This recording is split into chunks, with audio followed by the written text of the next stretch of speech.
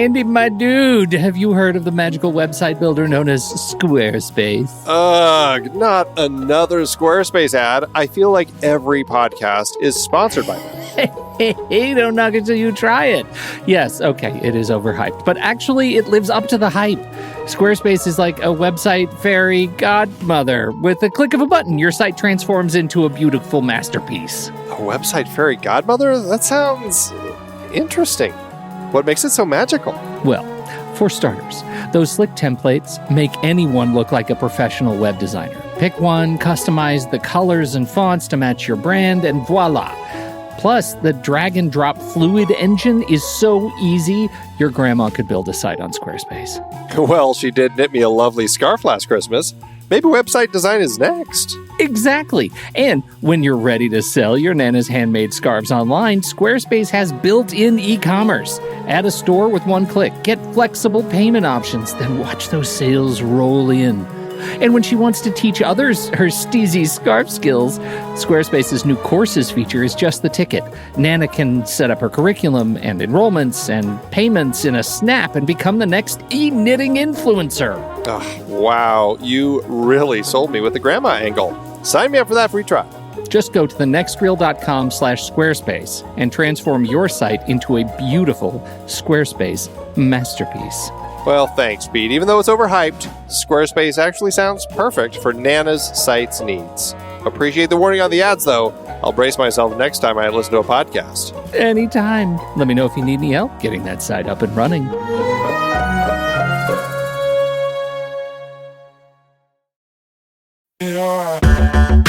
Andy, can you believe we've almost hit 700 episodes of The Next Reel? I know, it's crazy. And with all the other episodes in our family of podcasts, we are well over 1,200 episodes of movie conversation. It's really pretty amazing that we've gotten to have these in-depth movie chats every week for over a decade now. And we couldn't have done it without our loyal community of film fans. Their support over the years has meant so much. For sure. That reminds me, we should give the merch store a shout out. Buying shirts from thenextreel.com/merch is a great way listeners can continue to support the show. Plus, they get to sport our great designs. Absolutely. I think sometimes folks forget we have a variety of shirts, mugs, phone cases, and more available. In fact, a great place to start is with a shirt sporting the Next Reel's logo. We also have that classic Fast Times Spicoli Surf School tee, or the weirdly popular Rusty's European Tour shirt. The one from National Lampoon's European Vacation. Why is that so popular? Search me, but we have sold a ridiculous number of those. I guess there are a lot of Rustys taking trips to Europe? We're always adding new designs based on movies we've covered, like our brand new design for a streetcar named Desire, featuring a streetcar named Desire. So if you want to rep your love of TNR and films, head to thenextreel.com/merch. Every purchase helps us continue to have these weekly in-depth conversations. So visit thenextreel.com/merch today. And as always, thanks for listening and being a part of the Next Reel community. We've got lots more great movie chats coming your way. Andy, I feel like talking about the trailer for Star Trek, 2009's Star Trek, has to start. It's actually a discussion of two trailers because it has to start with the teaser trailer. Do you remember this? Oh, yes. Man, this was vastly more memorable to me than the actual official trailer that came out. I felt like they were both quite memorable. I thought the teaser was just so memorable because it was really kind of a teaser. I mean, in such a great sense of the word, where they really went back and created this entire thing, none of which was used in the film itself of the construction of the Enterprise. It's such a fantastic way to spend a little money.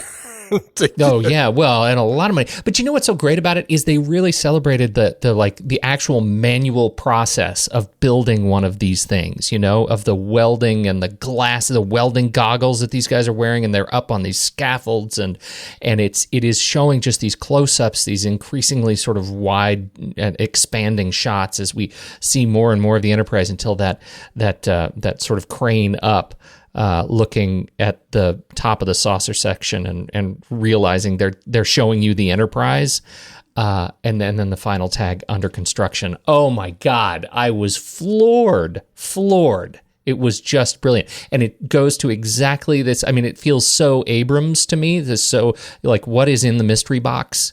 That's his sort of his mantra. What's in the mystery box? Don't tell people what's in the mystery box. Leave them guessing, leave them wanting more. And this teaser totally celebrated that for me. It was amazing. Yeah, absolutely. And I think the trailer was a very successful trailer. I think it gave a lot of exciting energy to kind of this rebirth of the franchise, right? It really does a good job, I think, of giving us the origin story. And I think the trailer sets that up nicely with kind of this, the fantastic moment with Kirk as he's looking at the ship under construction, very much his Luke looking at the sunset shot, right? And I think that they do that very effectively in the course of this. I really have just a great time watching this trailer. It sells the reboot very well. Oh, I think so too, and I think the language they used, the actual clips that they used, your father was a starship captain for 12 minutes. I dare you to do better. First of all, Greenwood is, oh my God, he is amazing. But some of the stuff I was wondering, I wanted to throw by you, does it violate any of these trailer rules? Like, for example, James T. Kirk was a great man, but that was in another life. This is, of course, we now know after we've seen the movie Nero, but is that too much? Does that give away too much that this movie is a time travel movie? Because otherwise they don't really go around the time travel horn in the trailer. No, they leave that out, I think, wisely, and they let us kind of discover that in the film itself. And I don't know. That's one of those things where I think you only really get that, when you're back watching it again. So yeah. I don't think it spoils it. For me, I thought it was fine. I don't think so either. I was torn when I first watched it, but I don't think it does. The other piece is, and the stuff that I was really frustrated about in the last trailers that we watched, it's usually when the trailer gives away a major, like significant, central visual effects piece, right? That they give away the biggest sort of gift of the movie. This movie is so visual effects heavy. Like the entire film is like it doesn't feel like there is a central visual effects piece to give away. The whole thing is essentially ILM, sizzle reel. So is there one effect in here that you saw and you were like, well, that was clearly the studio saying, we got to sell more tickets. It feels like the entire thing is, and therefore it absolves it of all guilt. Yeah, I'm trying to think. I mean, obviously there's just a lot of ship fighting sort of stuff. There's we could probably throw more of that in there, but I mean, we do get the planet being sucked in on itself. Yeah. We don't know that it's Vulcan at the time, right? We get the ice planet. We get some stuff on Earth. I mean, you get a good variety of everything, really. You get the iconic moment where he sits in the seat. I don't know. I'm a little torn. I feel like watching this, they are showing a lot of highlights, but you're right. It is kind of like there are so many highlights in this film, and none of them stand out to me as like, oh, that is the defining moment of this film, that they shouldn't have given away. I don't know. I guess I don't feel like they really are. Yeah, I feel like I wasn't really bothered by it either. It was frenetic. It was huge. But it had been so long since Trek, and I was so eager after watching that teaser that by the time this trailer dropped, I was hungry for anything and everything. And this trailer gave it to me. Hear, hear. I couldn't believe it when the bartender told me who you are. Why are you talking to me, man? Your father was captain of a starship for 12 minutes. He saved 800 lives, including yours. I dare you to do better. Enlist in Starfleet.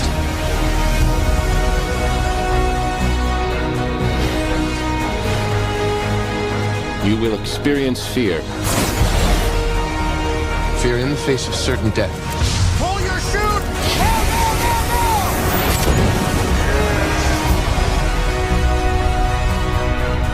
We received a distress call.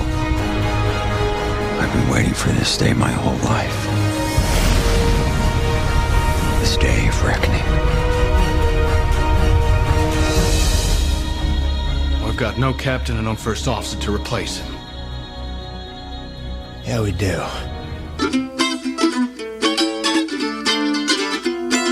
This is The Next Reel, everybody. I'm Pete Wright, and that there is Andy Nelson. Hey, hey, hey. And we spoil movies. Tonight on the show, JJ Abrams takes the wheel on the big franchise reboot with 2009's Star Trek. Before we get into that, you should learn more about us at thenextreel.com, subscribe to the show in your favorite podcast app, or follow us on Twitter and Facebook at The Next Reel. And if you have enjoyed this show and are interested in supporting our ongoing work investigating great film, please consider a regular donation through our Patreon page. You'll get to join our back-channel conversations on Slack, listen to the members-only weekend show, and get better chances of being a part of our Listener's Choice episodes. We have one coming after this series. Just head on over to patreon.com/thenextreel. Is it weird to you, Andy, that this film makes no effort to acknowledge TNG? I think they do a fantastic job of acknowledging the original TV show. Like, I feel like taking a film, a story that is going to be a prequel, like this is how these characters basically come to meet each other and become the crew of the Enterprise. I do think they do a great job of giving us that sense, it very much that feels like a throwback to the 60s TV show. I love that sense here. I do kind of feel like, you know, there is some sense that I get from the people who were kind of the creative team behind it, that they did want to kind of dismiss everything that basically had happened since the TV show. Not so much dismiss, but just say, you know what, they did their stuff. We're going to just kind of do something fresh. I don't know how much I hate that, or I don't know. It's like a comic book rebooting a character, because it's like, well, you know, we've gone so far with this character. It'd be great if we could kind of go back and you know, give him a shot from the beginning again. I've never really understood that concept, because it's like, well, I mean, why? It's, you know, you're going to have to kind of hit those same notes again, right? Like if you're going to do the Batman origin story again, oh, well, you know, we know how he became Batman. We're going to have to go through that whole thing all over again. Yeah, how many times do we see the pearls bouncing on the blood-streaked sidewalk? Exactly. I look at these pictures of you know, as I'm scanning through Star Trek lore, and we've just come off of such an interesting series, and we both enjoyed Nemesis, and here's, you know, Jonathan Frakes and Michael Dorn, LeVar Burton, and you know, it feels very much like that experience is a wash, including the other TV shows that had been moving toward this experience of sort of bringing the universe together, and now we're at a period where this movie represents a great fracturing of Star Trek as you know, rights change hands and the film goes in a new direction, and you know, I just find that interesting. It's really neither here nor there for a discussion of this film, but I find it interesting what this movie represents as a milestone in Trek lore. Well, to a certain extent, though, I do think it's an important element as to how this film became the film that it is. I mean, you're right.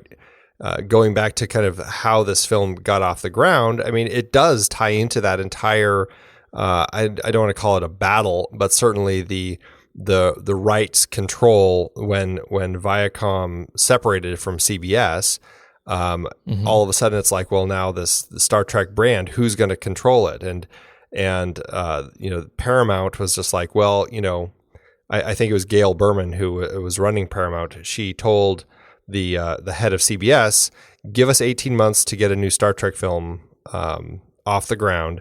Otherwise, we'll lose the rights.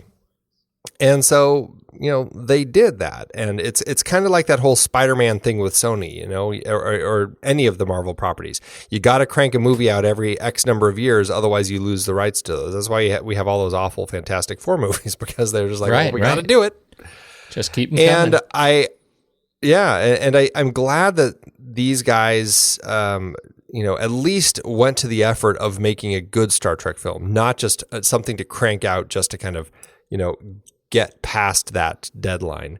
Yeah. But I do think that it speaks to them trying to figure out, well, what the hell are we going to do with it? And it's interesting because they did go back to what I think is interesting. We learned about when I think we're talking about Star Trek, the birth of Star Trek VI, that Harve Bennett wanted to do this story about their academy time, of the time when Kirk and Spock and McCoy all met each other back at the academy. And here it is all these years later that story essentially becomes what we have here, which I think is great. It was an interesting group of people that they brought on to make it happen. And I wonder if it's the blend of real Star Trek fans with casual Star Trek fans and with people who really kind of knew nothing about Star Trek that kind of gave it the energy that it had. Well, it does have a lot of energy and life to it. It feels very much like it has such a new identity all its own. And so again, as a milestone, you really feel over the course of the 2 hours of this film, that by the time you walk out of it, you know where this path is going, and it's nowhere near the forest of Star Trek that you've been in. Yeah. It is a mere hint of it. It feels very Abrams to me, in terms of his identity as a director. We've got, man, do we have lens flares. I don't know that this is where it started with him, but this is where his reputation was cemented as the lens flare guy. As this is where he became the joke. I feel like this is the first place, unless it was in the TV shows. But I don't think Mission Impossible 3 was lens flare crazy, was it? Like listening to them talk about, I don't know that it was crazy, but that opening wasn't the Mission Impossible 3 the opening sequence where the crew goes to they rescue Felicity in the giant refinery. And he sets up all those those giant remote controlled guns that it is, and they're doing like heat signatures of her because it's the one where they rescue her and she has that thing implanted in her brain, that little bomb, and it blows up. That's a horrible, horrible thing. And that my memory of that is that it's lens flare crazy. Okay. But maybe, of course, I'm remembering that because I just watched Star Trek a whole bunch, and I've inserted that. But Alias, and was there lens flare in Lost? I don't remember a lot of lights in the first couple seasons of Lost. Yeah, I can't quite remember, but it certainly is prevalent here, and again, really prevalent in Super 8. It went bananas in Super 8. Yeah, I think everything after this, it was just like, I'm going to put lens flare. Except, were there a lot of lens flares in Star Wars: The Force Awakens? Like now, I'm. Now I think they're everywhere. Yeah, right. Yeah, right. The lightsabers are a mess in Star Wars. They're all lens flare. So funny. Yeah. So anyway, lens flare. That's a very Abrams thing. The storytelling, it has a very Abrams feel. It is a very kinetic, energetic type of storytelling, and it's very efficient storytelling. I mean, this is. When I watch Abrams films, I feel like this is a guy who grew up watching movies and learned how to tell stories from watching great filmmakers, and has done nothing but improve on the way to tell a story and to move a story forward in an incredibly efficient manner. I mean, it's just so efficient the way that stuff comes through. And watching this film, I forgot how quick we move from, the beginning when we have kind of the whole scene where Kirk is born on the Kelvin, just as his father kind of, saves him basically. And then you kind of zip through his and Spock's lives up until they're basically, ready for Academy age. And it goes so fast. It's brilliant the way he does it. And hearing him talk about that, you get the sense that while he feels it's heartbreaking, he has no fear about killing his darlings. The way the script was originally written, we were supposed to get Spock's birth and Kirk's birth. We were supposed to get Spock as a young child and Kirk as a young child, and we were supposed to get them as teens and both of them teens, and bouncing back and forth. And the way they trimmed that heavily.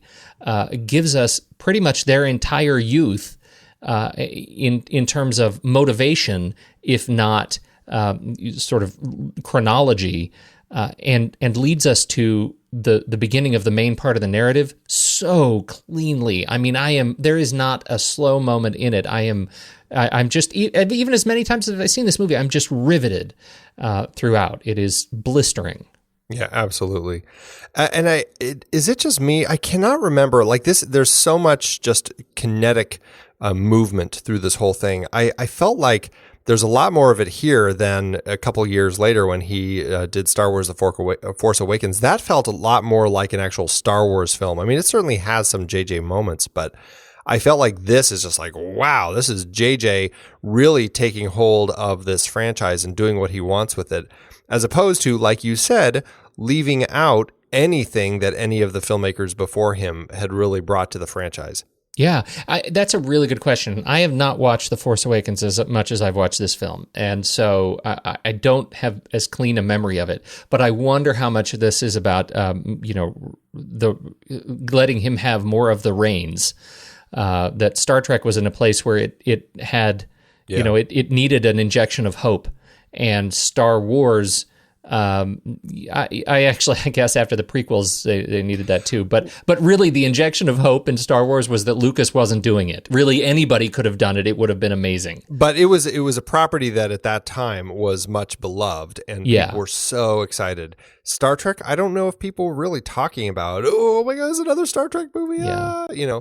Plus Star Trek already had kind of this split audience as far as the people who really loved Star Trek and everybody else. And, it was harder for Star Trek to tap into that everybody else audience. The thing that this film does very, very well, I think, just in terms of the narrative, is it gives us the building of the team in a way that is both, as we've already discussed, efficient, but also with great sensitivity to each of these major characters. And I like that a lot. I like the fact that we get a sense of where they are in this universe, and they do some things with the characters that surprise me. For example, that Uhura is a nobody. Right, a nobody party girl, right? She hangs out at the bar, and then she goes and she works essentially in a cubicle farm on a starship, which I think is great. Like, she is promoted because this non-contributing zero on the bridge can't speak Romulan.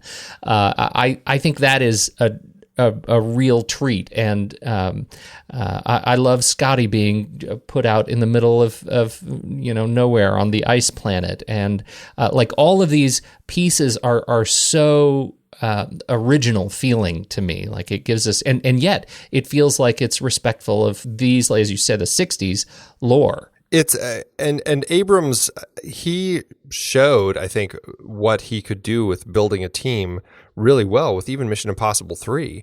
Totally. The Mission Impossible franchise, I felt like the first two, or it's like, I mean, I was never really a fan of the TV show, but it's like, it was about a team. They would do this thing, and yes, Ethan Hunt led the team, but it was a team thing. And I felt like, I mean, the first one, they kill off the whole team right away, and it's just like it became the Ethan Hunt show for the first couple. And the third one, I was like, oh, we're finally getting into a much, like, this is a team that I feel is much more efficient. And it's I can get a sense that he really cared about not just the lead, which is obviously important, but that team and giving those people things to do. Now, we've had other filmmakers give the people things, the other parts of the team, things to do in the films, but they never felt as successful as this, which I think was, just so interesting to watch and go, wow, I feel like every single one of our 7 key characters with Kirk, Spock, McCoy, and the rest of the team, I feel like they all had a moment that was exciting. In the previous films, it's like, oh, well, this one, it was Chekhov who had a moment. Oh, and then this one, Uhura had her moment. It was like they never were successful at giving everybody something. And here I was like, wow, these guys really knew how to do it very deftly. And with great respect to the ship, I think too. They redesigned the Enterprise. They souped her up. The NCC 1701. When I first saw this, and actually until very recently, and when I say very recent, I mean like today, like a few hours ago. Until a few hours ago, I had real problems with the scale of the ship and how they were using the ship, mostly because of the initial approach of and of how they used the shuttle bay. Right? Okay. That first pass, as the camera is following their shuttlecraft into the bay, in the sort of the butt of the main hull of the Enterprise makes it look to me like the shuttle bay takes up pretty much the entire base of the ship. Like, it's huge. It is just this massive thing, and there you can see like row after row after row after of shuttlecraft. So it really makes it look like pretty much the entire bottom of the ship is shuttlecraft, and then they go inside the ship and you see these multi-story, like towering frameworks of scaffolds and beams and iron, and it is just this gorgeous mesh that we've never seen. And for the first time, they give us this sense of where are all these people, you know? And we've talked about it in the Nerd Question segment, right? Every week, you're like, how many people are on this ship? Like, we only see 15 of them. And here, you see all of the people that are on the Enterprise. This Enterprise is twice the size of the Enterprise from the original show. If you look at the sort of, you know, scale render of how it was rendered, yeah, it's a big ship, and so. The feel of it is really good, but I kept asking myself, where do they put all this stuff? Like, where are those big beams and the multi-story hulls if the shuttle bay is this big in the base of the ship? Like, I just could never make sense of that. And so I've spent the last few hours looking at images and schematics, and I'm making more sense of it. I'm getting closer to that point. I feel better about it. But is that ever something that you've noticed after my rant? I've never. I have a real issue with like going into a ship and like figuring out where I am and kind of putting all that into place. So I've never really. It's like there's the inside of the ship and the outside of the ship, and it all pretty much works. I mean, there are moments during the course of this series where I'm like, okay, so they have these elevators that go straight up. But the ship has so many like diagonals. So it's like, is there ever like a diagonal elevator? Like there are things that I get confused with, but I never really worry too much. And so I guess it's never really bugged me, the whole scale of the ship. I find that funny. And I'm going to go ahead and take this opportunity to say, yes, the turbo lifts can go in all kinds of different directions. Oh, well, hey, that's exciting to know. Mm-hmm. I had no idea. You're welcome. And I also have no sense. I mean, you said this is twice as big as the original Enterprise, but like I would need to see all the different Enterprises next to each other to really get a better sense of their scale next to each other, because I just don't have any sense.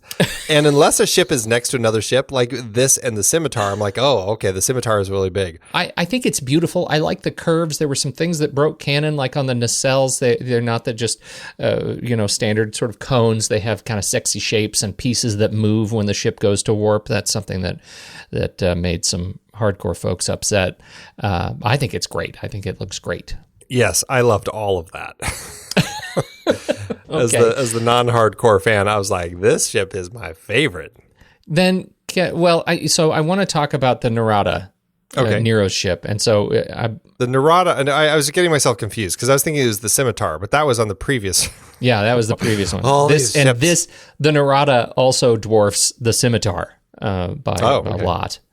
7 miles. But that's not entirely fair, because the Narada is not all ship. Like, it's got all these prongs and tongs and forks and fingers and things that kind of... So I have a hard time getting a sense for how much inside the Narada is actually ship that people can occupy. But it is definitely a machine ship. It is designed for a function. It's a mining ship. I don't know, what would they possibly do with a ship like that?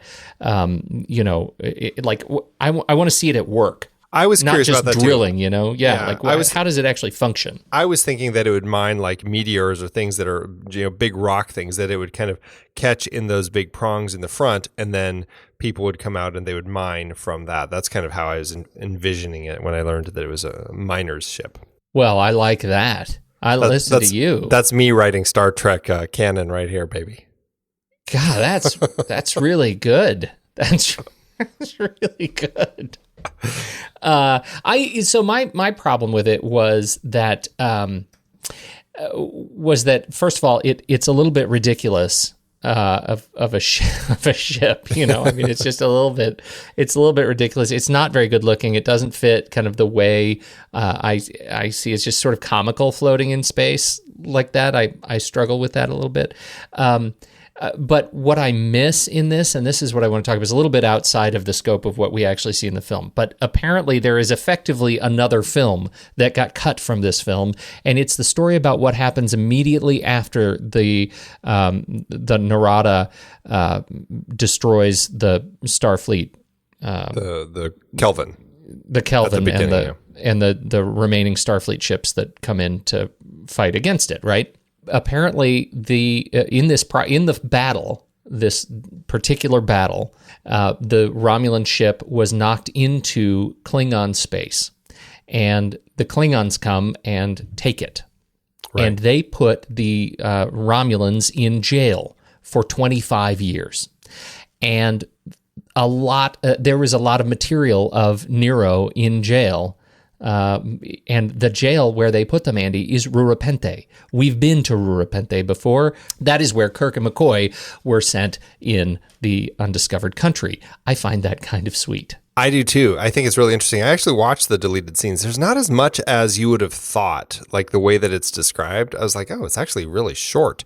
But it was a really interesting angle. And I guess maybe people were just getting confused with this whole thing because, it was basically Nero waiting 25 years because he knew when and where Spock was going to emerge. Somehow, I'm not exactly sure how he figured it out, but somehow he did. And so it's basically a waiting game before they make their big escape. And that's the escape that we hear that Uhura intercepts and translates. And so instead of this whole prison thing, and in those deleted scenes, you hear them change things like, I heard you talked about this Klingon destruction. There are no Klingons in the movie as it was released. And so all that was changed to, I heard you saw this lightning storm or this storm in space, right? I found myself thinking, and I wonder how much of the deleted scenes were, presented to us on the deleted scenes, and if there was actually more movie that was cut in here, because you're right, it was short, but it was enough that I was really interested in that story. And I was even more interested in the story, like, how did he get his ear bitten off? That's a crazy, gross thing. How did he respond to the slug, that they end up putting in Pike's mouth, the Centaurian slug. How did he respond to that? Because they apparently used that on him. That's where he learned about this, was from the Klingons who tortured him. So there are all sorts of open questions there that I think were really interesting, and I'm surprised. I don't know if that would have made it better or worse. Like to your point that people were just getting confused, as they said, you give too much background, people will, that's just enough to confuse people. Give them enough rope to hang themselves with. But it is a really fascinating element of the story. And it's one that I think they could have gotten in there, and it could have been a great, extended edition sort of thing. But I feel like they would have needed a little more meat to really make it a little more clear. Yeah. Because if all it was the deleted scene that I watched, then it was truncated too far to really make sense. Now, this last point I want to bring up about the Narada is something that answers a question that I've had since this movie came out, and it's one of my perennial frustrations with prequels, and the Discovery is having the same problem. Why is it that prequels look so damned fancy? Yeah. And they have an answer for this. Apparently, quote, the scans the Kelvin took of the Narada's 24th century technology went with the survivors on the shuttles, and they were used by 23rd century Starfleet to reverse engineer the more advanced technology seen in the alternate reality, according to a post by Star Trek screenwriter Robert Orci on Ain't It Cool News. Director JJ Abrams also said in an interview with MTV that readings from the Narada inspired ideas and technology that wouldn't have advanced otherwise. That's really cool, and it helps answer why the bridge is so stinking fancy on this new flagship Enterprise, because it was inspired by technology that they took from 24th century. They never said anything about that in the film. I guess I should have connected that. Yeah, it's kind of interesting that it does that. We'll get a little bit of that in the next one, I guess, but we'll save that for next week. I had a question about that. We're back with the Romulans. We had Romulans last movie. Now we have Romulans again, and they already look different. And it's a little disappointing that I'm like, gosh, they just went for a totally different look for these Romulans. I know they're miners and all this sort of stuff, and they all are like shaved and tattooed and everything. But I would have liked something that felt like a little more of a connection to the Romulans that we just saw, even though I think people are probably trying to forget Nemesis. Well, maybe it's because this is what the Romulans looked like then, and they're going to look like the Nemesis Romulans in 100 years.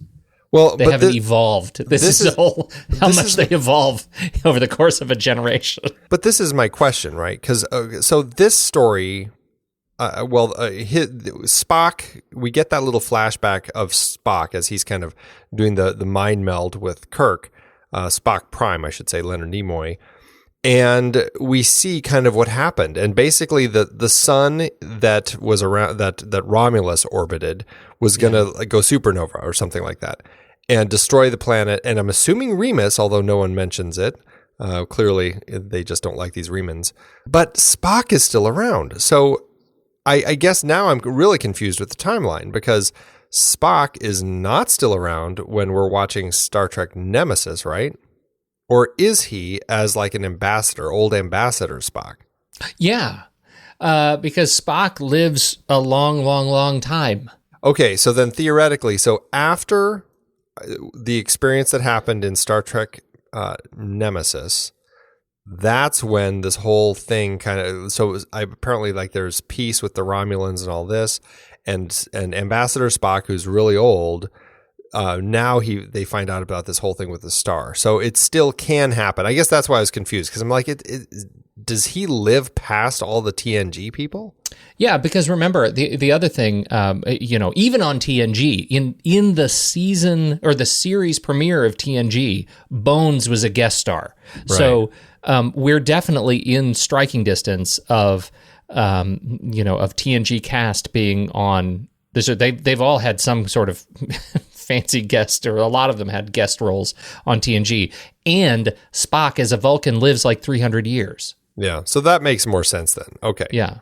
I was a little confused at first because I'm like, I thought all this stuff kind of happened before TNG, but never mind. Another question I had about these Romulans, why don't they ever speak Romulan? And even in the last film, I all of a sudden, while I was watching this one, I had a moment of disappointment when it hit me. I don't think I've ever heard the Romulan language. I think that mystery is even more interesting when you look at the directors or at the deleted scenes. They were speaking Romulan. They were subtitled. Yeah, not in the film. No, but in the deleted scenes on the film. That's what I mean. Like, why did they make that choice to shoot it in Romulan?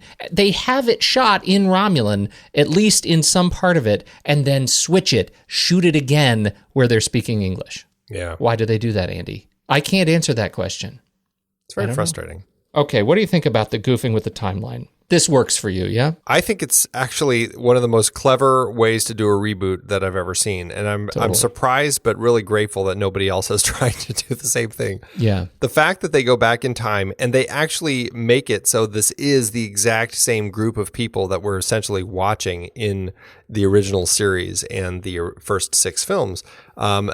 By doing it where it's like it's a jump back in time and something happens, and now it's basically like a parallel timeline. I thought that was one of the most genius things that they could have done, and I was thrilled because it's also the filmmakers saying, we're not going to just go do an origin story and wipe out everything that comes afterward. We're going to allow that all to still exist. It's just in a different timeline. I agree with you. I think it is super brilliant, and I also love and deeply, deeply appreciate that the rift in the timeline is the very first experience we have in this movie. Like, that is where canon breaks.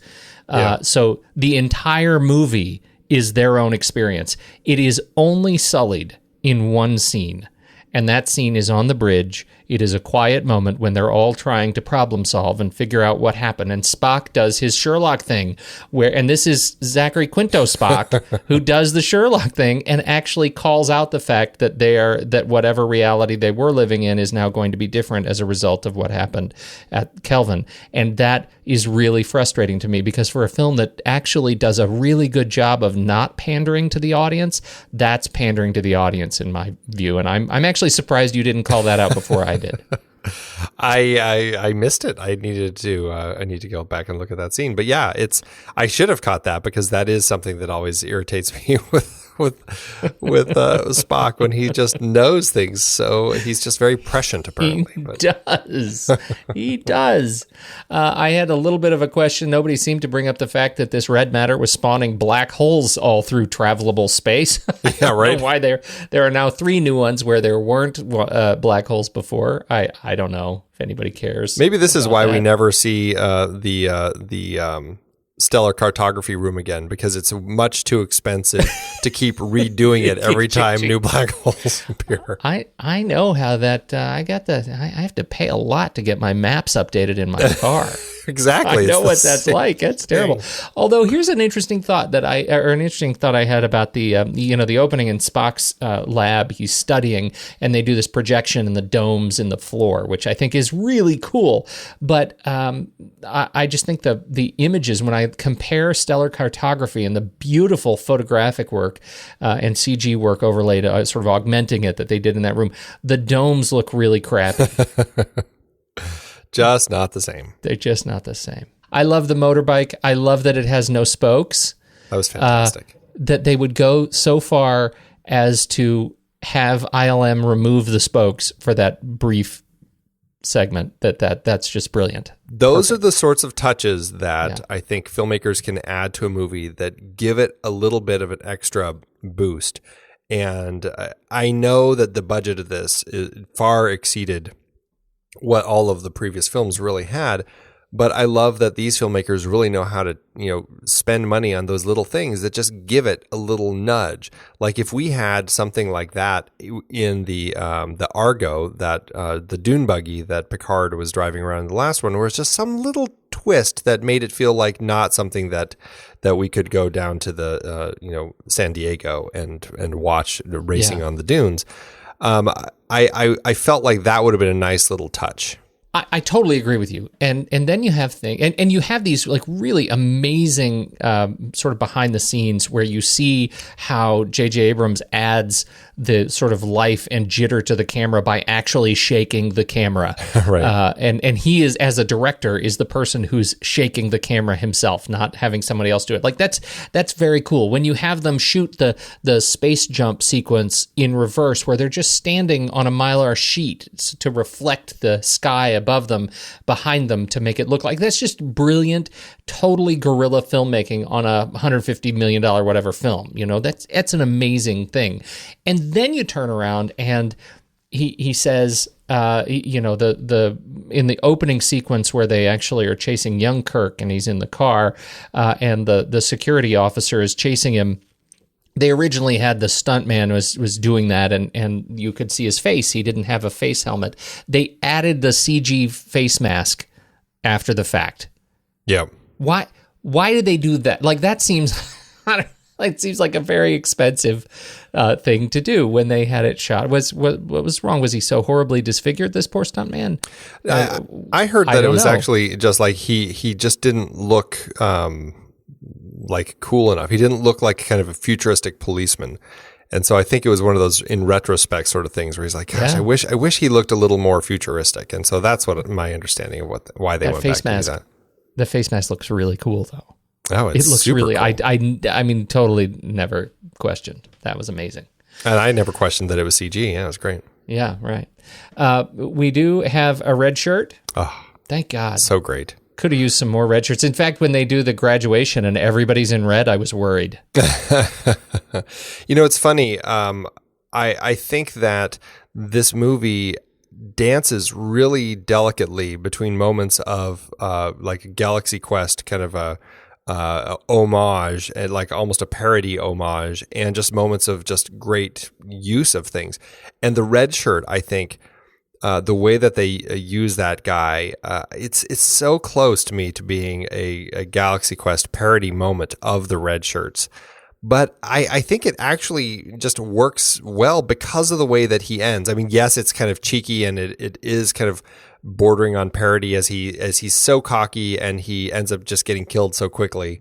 But it builds into a kind of a key part of a great action sequence. So I felt like it may have started with a lot of that parody, but I feel like it ended well because they had to take it seriously. Yeah, well, I think so too, and I think so much of that goes to the cast they ended up with. That everybody in here they're so capable and so talented and so able to be both funny and intense, right, and not make it a lampoon. I think that is a testament to these guys. Even the red shirt, oh yeah, I'm ready to kick some Romulan ass, right? And that he then dies in an amazingly intense action sequence is well earned. You know, that was crazy. Oh yeah.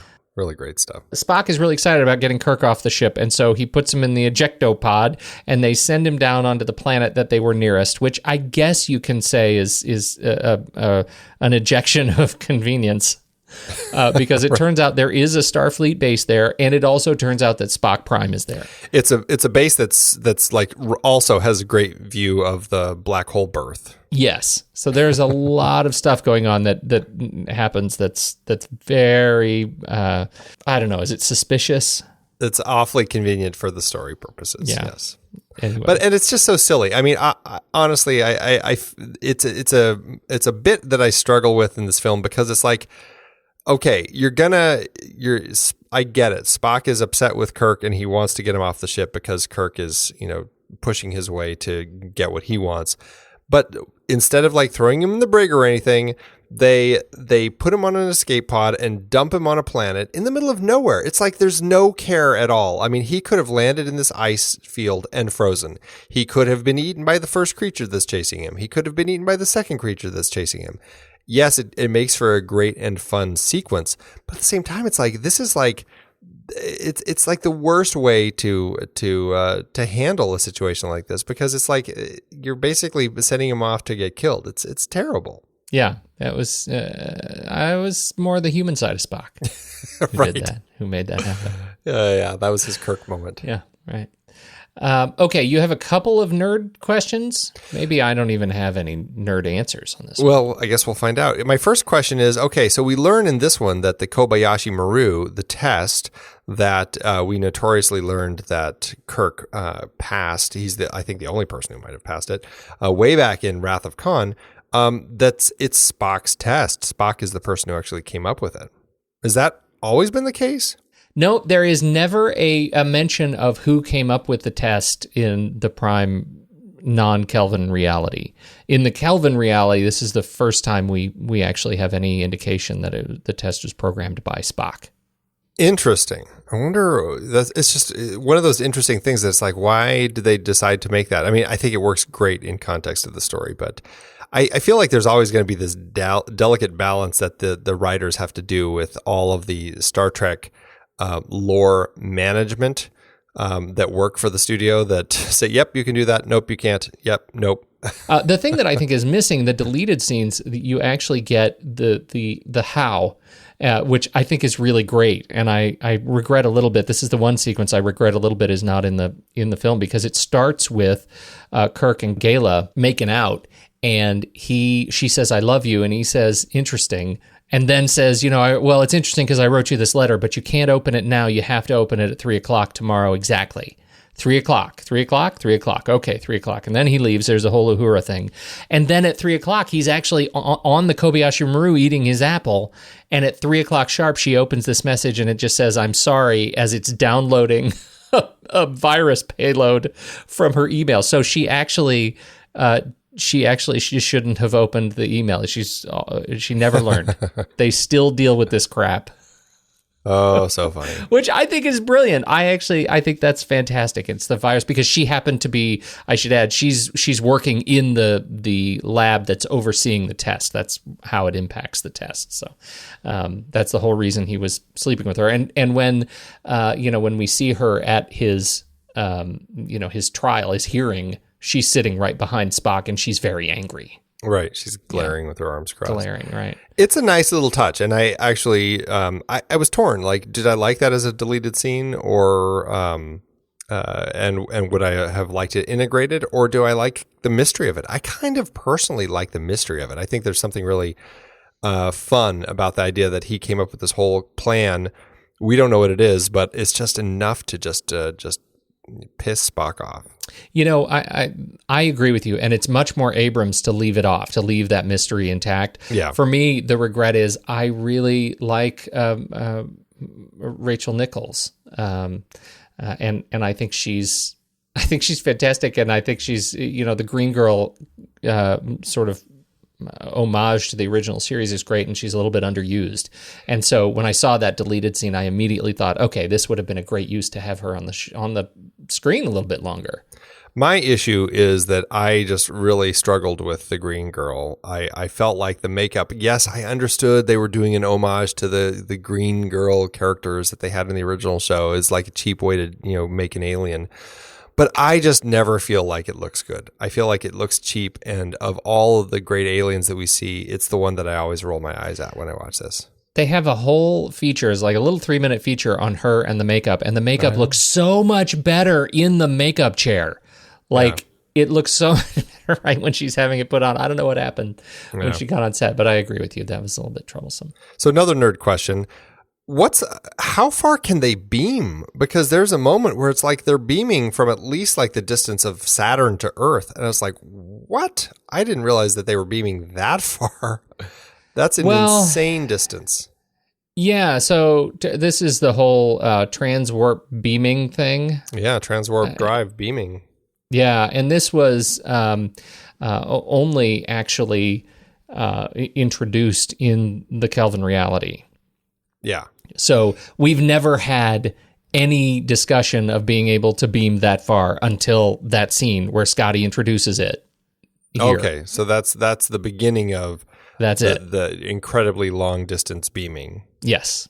Gotcha. Yep, that's it. Okay. Well, I'll give it to them, but I was like, that seems like a ridiculous amount to beam somebody, but whatever. It is, but that ends up becoming really important in the next movie. I know, it does. Yeah. So last little, it's not even a nerd question. It's just, I think it's a nerd conversation to have as we are talking about the Star Trek films. We really haven't brought up the whole idea of the Star Trek conventions, which I think is an interesting thing that kind of went along with Star Trek, for a very long time. And I don't even know if they have Star Trek conventions anymore. I know I went to a few of them in college, and it was actually kind of fun. It was basically like a Comic-Con, but it was very specifically focused on Star Trek and stuff. But yeah, I mean, do they still have them, or have they, since Comic-Con has become so popular, is it like all just Comic-Cons now? My understanding, and my understanding is they've pretty much either been absorbed into events either inside the Comic-Cons or around the Comic-Cons. And so you'll end up with these big exhibitions, the Star Trek exhibitions. You'll have the cast events that they'll do. But I don't know about specific Star Trek conventions that are happening anymore. And the last, I was not a frequenter of the Star Trek conventions. I've also been to one, exactly, but I don't normally go to the Comic-Cons either. So I think they're all fun things to go to. They're super fun, but it just never quite lines up. What are you going to do? Yeah, well, it's interesting. I do think that the rejuvenation of Comic-Con and the way that it's grown into such a huge thing, and I mean now it's like every major city has its own Comic-Con. Yeah. I feel like that's really kind of put the kibosh on all these more unique. I don't want to call them minor, but a very, I guess, specifically focused convention. So yeah, it's interesting. Disappointing. It's sad, but. Anyway, it's now down to neighborhood meetups. It's just very small gatherings in garages. I'm going to go to meetup.com and set one up. You should. Let's jump into the deep scene dive. Let's do it. All right, here we go. Kirk has figured out that the Romulans are on the attack. He heads for a standoff on the bridge with Pike and Spock to make his case. This is about, what did we say, 44...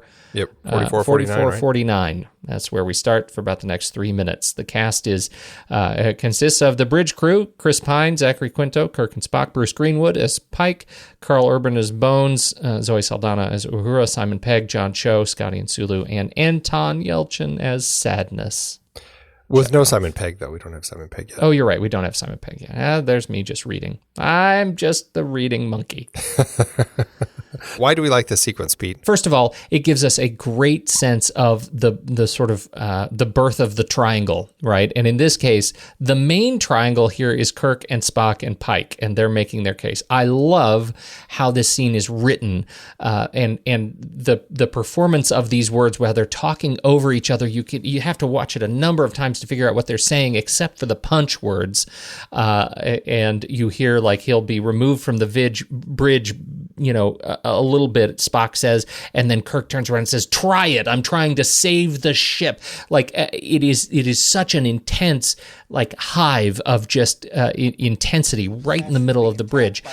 Romulans, Cadet Kirk, I think you've had enough attention for one day. McCoy, take him back to medical. We'll have words later. Aye, Captain. Look, sir, that same anomaly. Mr. Kirk is not cleared to be aboard this Look, vessel. I get it. You're By a Starfleet great argue. regulations, I'd love to that do it makes again him with you, a too. stowaway. I can remove the cadet. Try it! This Kirk. cadet is trying to save the bridge. By recommending a full stop mid-warp during a rescue mission. It's not a rescue mission. Listen to me. It's an attack. Based on what facts?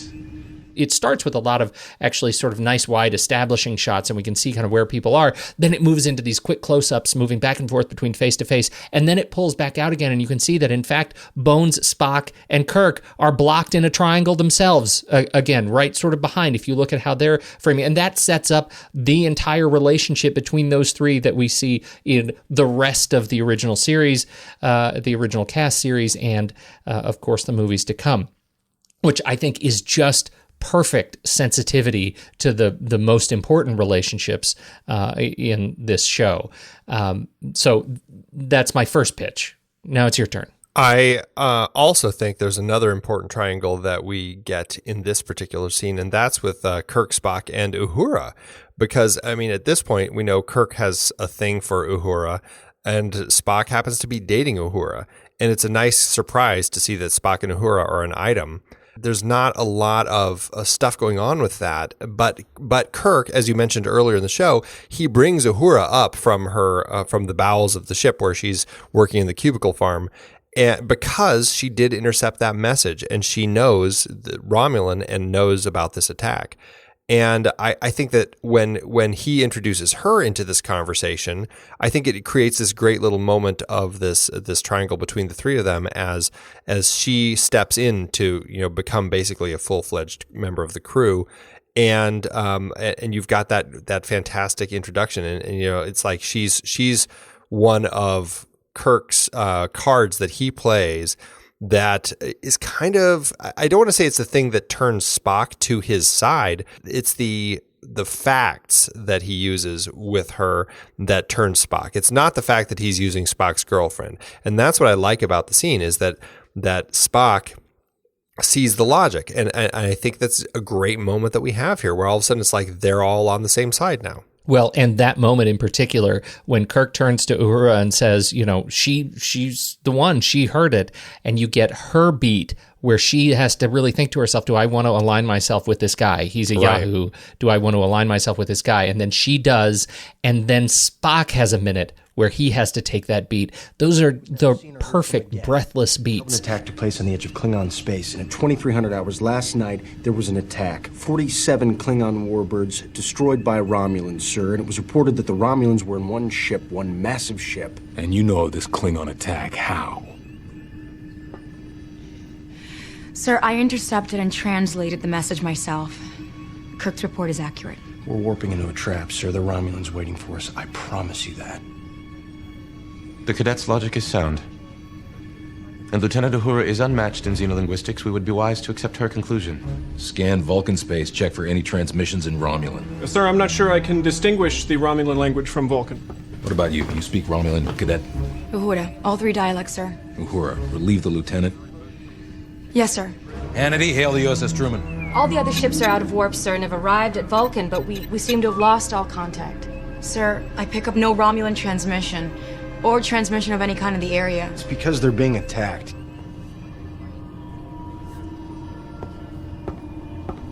Shields up. Red alert. This cast in general, Uhura, the way she uses her eyes is unreal. She communicates so much with her eyes. Same thing with Quinto. The way he uses his eyes, the way he looks down, to process, is just amazing. I think everybody in here, in spite of it being, often, you folks who are not science fiction aficionados who aren't really into Trek, who miss this movie, miss, fantastic, nuanced performances, even though it's a giant budget blockbuster. These people are all delivering kind of at the top of their game, and I think it's really great. Well, and they took what the previous cast created with the characters, and they build on it in the best ways possible. Carl Urban, oh my goodness, is he just perfect as Bones, right? I mean, everything he says just sounds like all the best lines that DeForest Kelley was never given.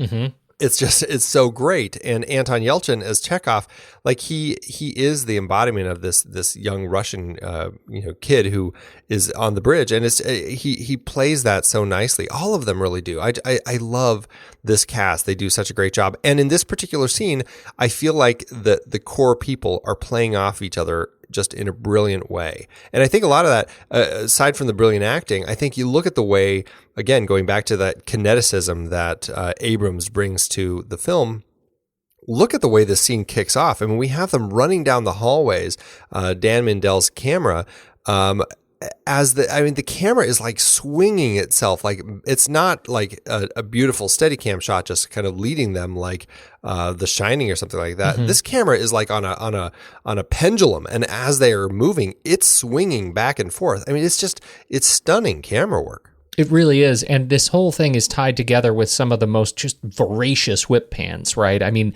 every cut's a whip, and it is just dynamic and just kind of mind-blowing. And I watching this again, this morning, I couldn't help but think, I wish that this movie came out now with the rumble seats and in the big screens. Like, even though this was 2009, I still want to see it again today in the theater. This would be quite an experience.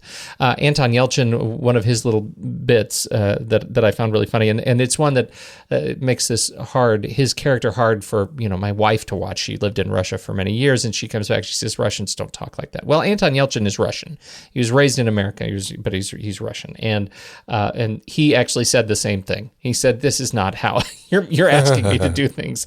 This is not how Russians speak." And he said it was actually the conversation with Walter Koenig, who said, "Yeah, I know, but it's funny, and you gotta walk that line." And I think as a result, Yelchin has some of the best gags in the movie, and some of the greatest triumphs. In the sequence immediately following "Yo my yo," where he actually locks on. So this is just a real place to shine for every one of these folks. It is a great cast. To hit the bridge of the Enterprise. It's well earned. Also, the costumes throughout this whole sequence, through the movie, it's a nice throwback to the original show. That's another element that they did, is they kind of went back to those prime color outfits that they had. And I love what Michael Kaplan did. I just think they're so fun to look at. Yeah. And nicely updated. Yeah, they really are. I always think it's a little bit, I thought it was a little bit weird, the sort of two-piece shirt. They wear the tunic on top of the black shirt. And I always thought that was a little bit strange until I realized that Kirk is D-ranked, and that's why he has no shirt. He's wearing just the undershirt. And all of a sudden it made sense. It's really cool and practical. And it makes it super easy for people to change ranks, as we see in the next subsequent film. Right. I'm actually not sure who edited this piece. Marianne Brandon and Mary Jo Markey, who've worked with Abrams in the past, they each essentially sort of took a reel. And so I don't know who was editing this particular piece, but it's amazing. It is alpha level expert editing. Going back to even just the kineticism, it's paced really well. It's cut nicely between everybody. It's a beautiful scene that carries the tension that we have with Kirk as he's trying to get this message across of this imminent attack that he knows they're basically going to fly right into. It's the editing works so perfectly, and it builds nicely also, because we've got this tension. all of a sudden everybody's kind of on board and the music builds and everything is kind of building as they're about to come out of warp.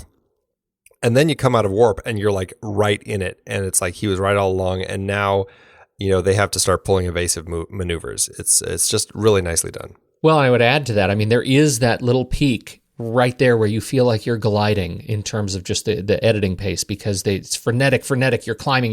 It's cut. It's whip. And suddenly you get this moment where Kirk looks at Spock and Spock looks at Kirk and everybody's looking at Bruce Greenwood and they all are holding on because they know in 5, 4, 3, they're going to drop out of warp. And so there is this moment of just sort of silence where I feel like I am just floating, waiting to see what happens next. It is a just perfect storytelling. No, it's a great scene. I have a great time with it. I think that it's a nice introduction and setup for Kirk to really start showing his leadership side. Yeah. And I think that it's a very effective scene in a film full of a lot of exceptional scenes. This one stands out. Two points. First of all, as you say, setup, the punchline to this scene, I think actually in terms of their relationship comes later. It's another bridge scene, and it is the emotionally compromised scene. Watch these two scenes back to back, and to really see kind of how the Kirk-Spock relationship is set up and then dropped. I mean, it's just wonderful. The other is the way we get into this scene. It's such an incredibly emotionally intense scene, this standoff with Bruce Greenwood and Spock, that it begins with such comedy. It begins really on Earth, when Bones is trying to help Kirk, and so he keeps injecting him with these hypo sprays, and they all purport to give symptoms and then fix whatever happened that the last one started. And he starts with it not being able to see out his left eye, and then he has a splitting headache, and then he gets a sedative and he wakes up and his hands are giant balloons, latex hands. And then the cure for that causes numb tongue. And that is, it's like gag after gag after gag. And between Carl Urban and Chris Pine, who are so talented, I can't get over how well they're able to deliver these incredibly beautifully comic moments so seriously and not take me out of the film. And the comedy doesn't take me out. And that's an issue I've had with a lot of the Star Trek films before this, is the comedy was not written as effectively as it is here. Like the comedy often would, take me out of the film completely. And then it would have to be another great moment that would get me back into it. This film has a solid balance of that comedy, and it works really well. Now, Andy, I feel like I'm going to be... I feel like this is where you and I potentially could come to blows. Oh, yeah. And that is with the music, Michael Giacchino's score. And I'm going to go ahead and say it. Do it. This is my favorite of all of the scores that we've seen for Star Trek so far. Okay, I'm going to back away from that. I don't think we need to come to blows over that. It's not my favorite, but I do like the themes that he came up with. Particularly the Vulcan theme, I think, is one of my favorite themes in the entire the body of Star Trek music. I think the Vulcan theme has such there's such soul there, which I think is amazing for a race like the Vulcans that are so largely emotionless. I think that was a brilliant direction to go. So I love that he did that for the Vulcans and for Spock. The main theme I think is fantastic. I have a great time with it. It's not my favorite. I think some of the other ones are I like a little more. But I still think he did a solid job here. I like the idea that they had. We talked about this back in Casino Royale. It's great that they actually don't introduce or they don't bring Alexander Courage's main Star Trek theme to the score until the very end of the film, when finally the team has formed. They are now heading up the Enterprise, and we get it at the end as it introduces the closing credits. I thought that was fantastic. I like that they did that. I was a little disappointed. We'll talk about this next week, that the other themes don't start coming back now that we have the team together. But for this film, I think that it's a really solid score. We do have an actual soundtrack. It's not a very broad one, but we do have one song. And it's interesting. It's a song of note. It is the Beastie Boys' Sabotage, and it is used in a particularly empowering moment for young Kirk. It's a very cool sequence. The song it's used well. It's of note because the Beastie Boys are not generally fans of having their music used in for commercial purposes like this, but they happen to have, as I understand it, a relationship with JJ Abrams. There you go. I mean, was this a question for you? I mean, we talked about this actually in our most recent film board, talking about Blade Runner 2049 and the fact that they pull in Elvis and Frank Sinatra songs and how much it makes sense in context of the story. I thought those worked nicely. This is one, and I understand we don't have any music from the 23rd century to pull in. I get it. But I still get, in context of the story, it ends up driving me nuts when I'm like, wait a minute. Okay, so you're telling me that young Kirk, who's all of, 12 or 14 or something like that, he's tuning in. This is in the 23rd century. He's tuning into something from the 20th century, like 300 years before he was born. He's tuning into that music to jam out to. I just don't buy it. I think that's just a nonsense element that they include, and they didn't need to. They could have done something without having to go that route. So it's one of those story elements that can frustrate me. Even though you're right, it is cool. It's nice hearing the Beastie Boys. Look, here's the thing. I didn't groan at this at all. When the kid yells to the song, to the scream in the song, I was in it. I thought it was really cool. I don't groan. I don't actually groan until the third film, which we will talk about. That is unearned. This is, to me, it feels earned. They don't make a big deal about it. It's the song that was playing. It could very well have been, that his stepdad was a big fan of, quote, classical music. Whatever. I feel like they can get away with this. There are places that are worth our ire, and I don't feel like this is one of them. It's not really worth ire, but it is worth an eye roll from me. Okay, noted. Rapid fire, Andy. We're going to go through a couple of other names that are in the cast that were not in the Deep Scene Dive, and get your thoughts on them. Leonard Nimoy, Spock Prime. I think the smartest thing they did with this is include one of the members of the original cast so that they could make the story work the way that it did. The fact that it's Leonard Nimoy as Spock, I think, was perfect because it tied so nicely in with the young Spock's second. Thank God they didn't try to bring back William Shatner. That would have been bridge too far. Oh, generations again. Eric Bana as Nero. Good old Eric Bana. He is so unrecognizable in this. I think it very much speaks to the role, the makeup, also just kind of the chameleon nature he can have sometimes. I like Nero as a character. I will say that Nero for me is the most underwhelming element of the story. Mainly it's because the climactic battle and stuff. It doesn't carry a lot of heft because it's Nero, and I end up feeling it ends up falling a little flat. But I like him as the villain. Yeah, I do too. I think he's. I'd like to see more of this kind of stuff from him. He's. I feel like he's also so fun. I mean, this is a guy with an amazing range, and it's delightful to see him anywhere. I didn't find him as underwhelming, I think, as you did as an evildoer, and I really liked his story, and I liked the range of rage that he has, in this film. So I thought it was great. Greg Grunberg is back as stepdad voice, which I only bring up because I like Greg Grunberg so much, and he's in like everything with JJ. So yep. William Morgan Shepard as the Vulcan science minister. He is one of those Star Trek faces. We talked about him he was actually the Klingon commander in Rura Penthe in Star Trek The Undiscovered Country. He was also Katai in an episode titled Bliss of Star Trek Voyager, and Dr. Ira Graves in The Schizoid Man, Star Trek TNG.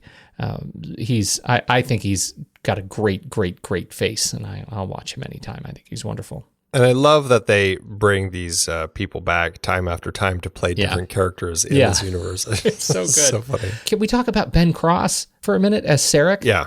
Fantastic casting for Sarek. I loved it. Unreal. His bone structure is amazing.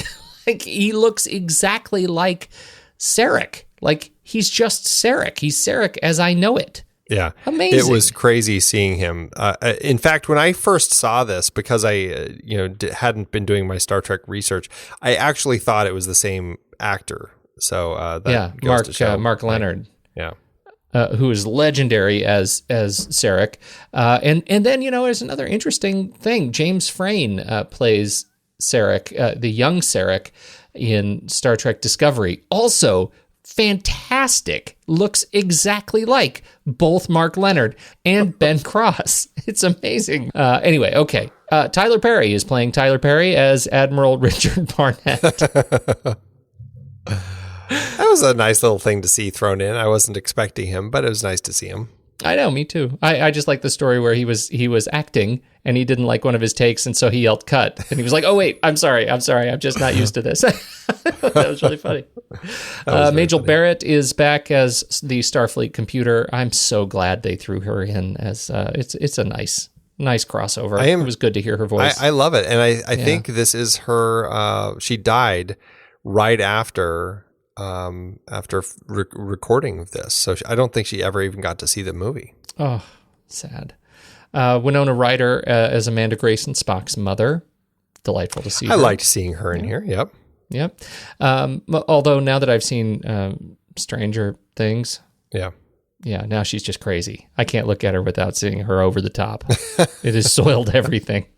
Chris Hemsworth as George Kirk and Jennifer Morrison as Winona Kirk. This was before anybody knew who Chris Hemsworth was. Yeah. We have to keep that in perspective because, I'm sure people in Australia probably knew he'd been in the TV show Home and Away and just a bunch of other, bit parts in other TV series and stuff. But this was really kind of a little moment for him before he became Thor. It's amazing. It's crazy. It's just funny how things like this, you see somebody like him in a bit part like this, and it's like, oh yeah, that's Thor. It's like you forget he was nobody at the time. Exactly, he was nobody. I think both of them are fantastic. Jennifer Morrison too she's a treat as Mom. She was on House. She was Dr. Cameron on House for a lot of years, and that's where I feel like I really got to know her. And so it was really exciting to see her in this movie because I thought, I know her, and she's a doctor.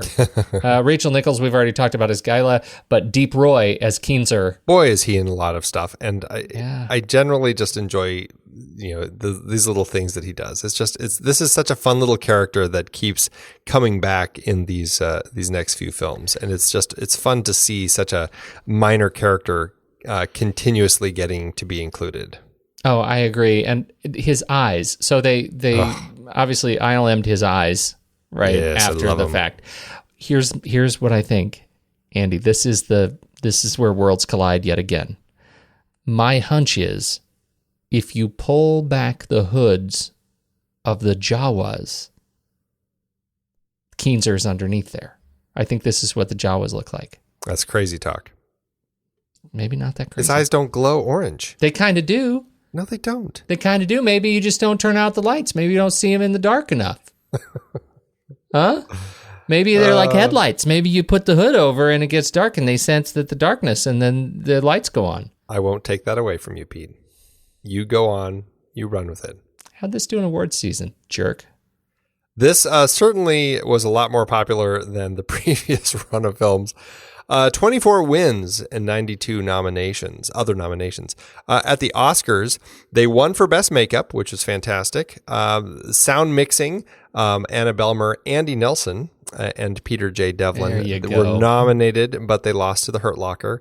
Likewise, over in sound editing, they lost to Hurt Locker. And then the visual effects team lost to Avatar. Over on SAG, I thought this was great to see. The SAG Awards, they have an outstanding performance by a stunt ensemble in a motion picture award, and these guys won that, which is great. Excellent.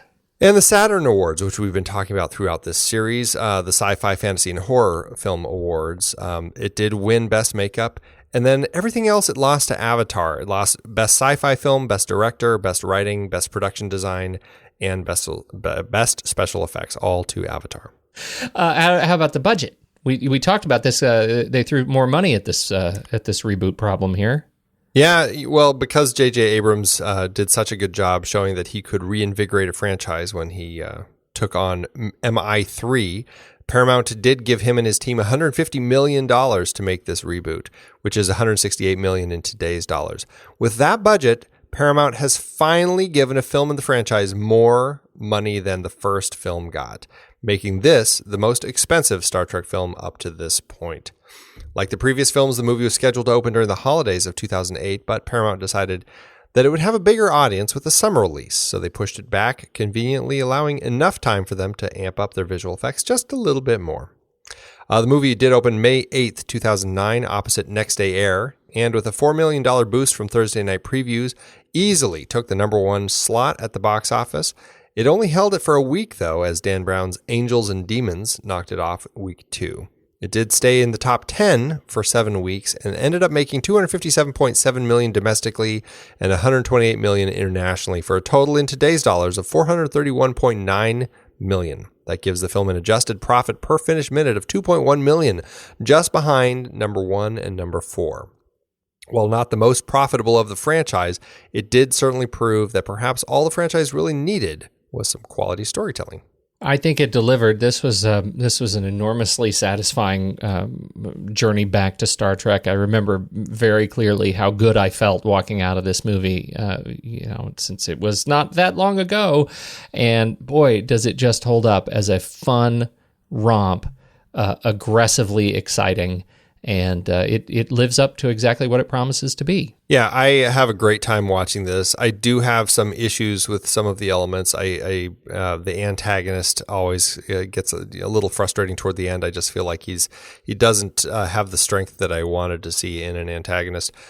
But on the whole, it is an incredibly, incredibly fun film to watch, and certainly is a Star Trek film that I will return to more than a number of the others. Then I think, Andy, it's time for us to rank it. Let's do it. Head over to flickchart.com/thenextreel and you'll see our list of all of the movies that we've talked about on this very show. But for our purposes, just swipe over in the show notes and tap on Flickchart. It'll take you right to this movie where you can add it to your own personal Flickchart catalog. Andy, where do we start? First up, Star Trek, or Oh Brother, Where Art Thou? I'm going to say Star Trek. Star Trek for me, too. Star Trek. Outstanding. I know. Off to a good start. Star Trek or Seven Samurai? Star Trek. I think Seven Samurai is a fantastic film, but I'm going to pick Star Trek. Star Trek or Star Trek 2, The Wrath of Khan. Star Trek. Star Trek 2. Well, then let's do it. Here we go. One, two, three. Paper. Rock. Paper. I said paper. Oh, yeah, you won. You can't keep going, Andy. I was going to go until I won. Isn't that how it works? New rule. Crying out loud. New rule. Star Trek or Children of Men? I'm going to say Children of Men. Well, that is tricky. I think I'm going to say Star Trek. Are you? Yeah, I think I am. I think I'm serious about it, too. All right, here we go. Uh-huh. 1, 2, 3. Scissors. Paper. Rock. Oh, that was good. That felt good. Yeah. Next up, Star Trek or Jaws? Definitely Jaws for me. Yeah, I'll give you Jaws. Star Trek or Inception? Inception for me. Inception for me. Star Trek or Raiders of the Lost Ark? Raiders of the Lost Ark. Star Trek or Silver Linings Playbook? Star Trek. I'm going to say Star Trek, but boy, is that a close one. That puts Star Trek at number 18 on our chart. 18 out of 320. Wow. Much higher than I would have put it, but you had the rock, paper, scissors mojo going on today. Yeah, I beat you solidly. Yes, yeah. Indeed. No, that's good. So where did this end up on your personal rank? It actually jumped a little bit from 600 to 117. I'm not completely convinced it's in the right spot. I feel like it actually went up too high. But out of 3,839, that puts it at the top 3%. That's pretty good. It's higher than it should be, but yeah, that's where it is. Well, it came in at number 16 on my personal flick chart out of 999 movies, but that's also, I mean, that's at 98 out of 100. So top 2%.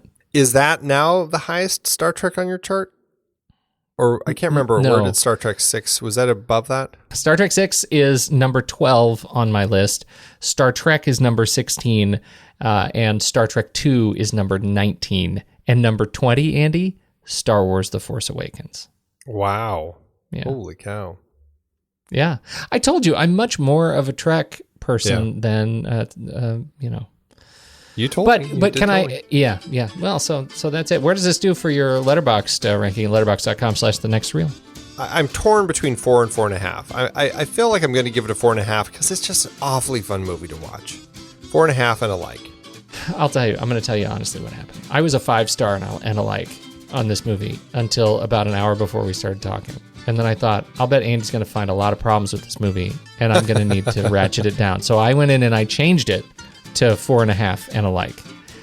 And now I feel like we've talked about it, and I'm still 5-star and a like. So I'm going to go back to that, and I'm just going to wear it loud and proud. I love this movie. I had a great time with this movie, and I like a lot of the stuff that you had problems with. I like more than you.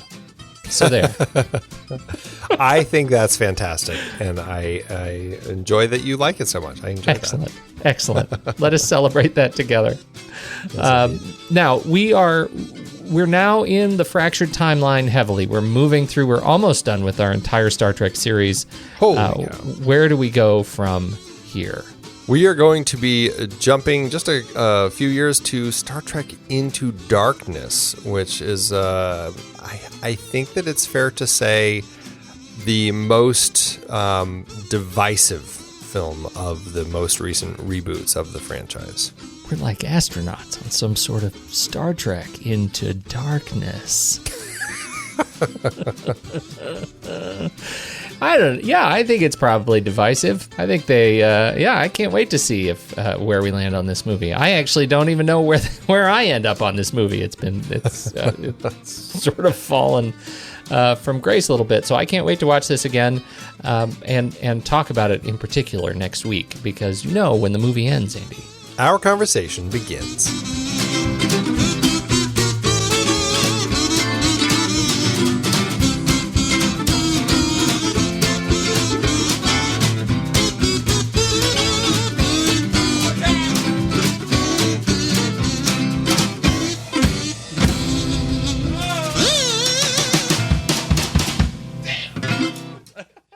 Amazon giveth, Andy. As Amazon always doeth. Now, where are you on the scale?